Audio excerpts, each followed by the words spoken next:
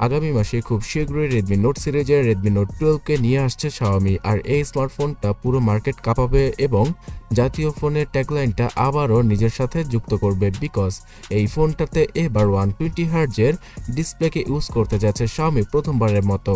এর আগে Redmi Note 11 এবং 10 এই দুটো ফোনে এত হাই রিফ্রেশ রেট ছিল না।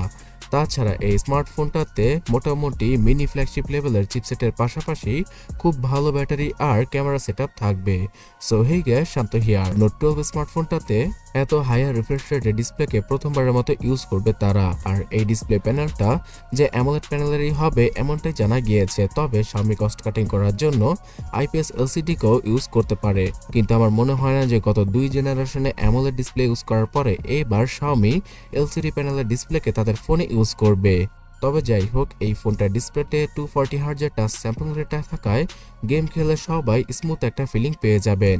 আর এখানে অনেকটা স্মুথ অ্যানিমেশনের মাধ্যমে ফোনটা কিছুটা মাখনের মতোই লাগবে, যেহেতু এখানে 120 Hz এর রিফ্রেশ রেট রয়েছে। আর শুধুমাত্র এটাই নয়, Xiaomiর এই ফোনটা 5G কানেক্টিভিটির সাথেই আসবে। চাইনিজ মার্কেটে যেহেতু সর্বপ্রথম এই ফোনটাকে লঞ্চ করা হবে, তাই Note 12 স্মার্টফোনে MediaTek Dimensity 900 এই চিপসেটটা থাকতে পারে এমনটাই জানা গিয়েছে, এবং বিভিন্ন সার্টিফিকেশনের Xiaomiর নতুন একটা স্মার্টফোন এই চিপসেটের সাথে লিস্ট হতেও দেখা গিয়েছে।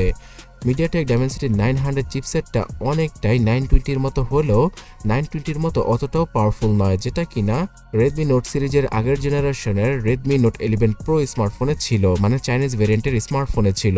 তো আপনারা হয়তো কিছুটা হলেও আন্দাজ করতে পারছেন যে Xiaomi এর আগে তাদের প্রো ভেরিয়েন্টের স্মার্টফোনে যেই সকল মারাত্মক লেভেলের স্পেসিফিকেশনকে ইউজ করতো সেগুলো এবার নর্মাল ভেরিয়েন্টে ইজিলি ইউজ করতে যাচ্ছে। আর এই কারণে এবারও সবার ফেভারিট হতে পারে Redmi Note 12 সিরিজের Note 12 স্মার্টফোনটা। আর এই ফোনটা বাংলাদেশের জাতীয় ফোনও হয়ে যাবে যদি খুব ভালো একটা প্রাইসিংয়ে চলে আসে।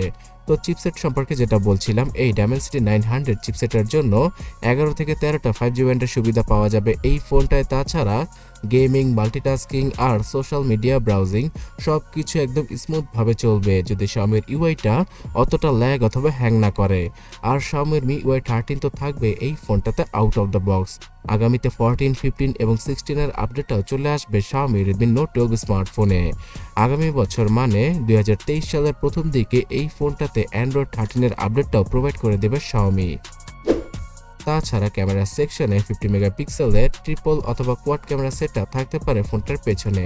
ফ্রন্টে পাওয়া যাবে 16 মেগাপিক্সেলের ডিসেন্ট সেলফি ক্যামেরা। এই ফোনটার মাধ্যমে 4K তে সর্বোচ্চ ভিডিওগুলো শুট করা পসিবল হবে।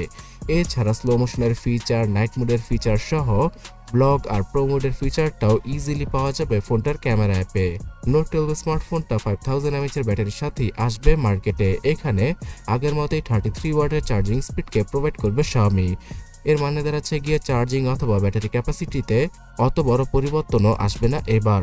সো গ্যাস, Redmi Note 12 স্মার্টফোনটা চাইনিজ মার্কেটে শুধুমাত্র 14,000 টাকায় ইজিলি পাওয়া যাবে। আর এই ফোনটার 8GB র্যামের ভেরিয়েন্টটা কিনতে হলে চাইনিজ মার্কেটে 16,000 টাকা দাম রাখতে পারে Xiaomi, কিন্তু বাংলাদেশের মার্কেটটা কিছুটা ভিন্ন। এখানে এই ফোনটার 4GB র্যামের ভেরিয়েন্টটাই হয়তো 16 থেকে 17,000 টাকা খরচ করে কিনতে হতে পারে আমাদেরকে আরও 2 থেকে 3 মাস পরে। আর হ্যাঁ, এই ফোনটা তো ভার্চুয়াল মেমোরির মাধ্যমে 4GB র্যামের স্মার্টফোনকে 8GB পর্যন্ত কনভার্ট করা পসিবল হবে।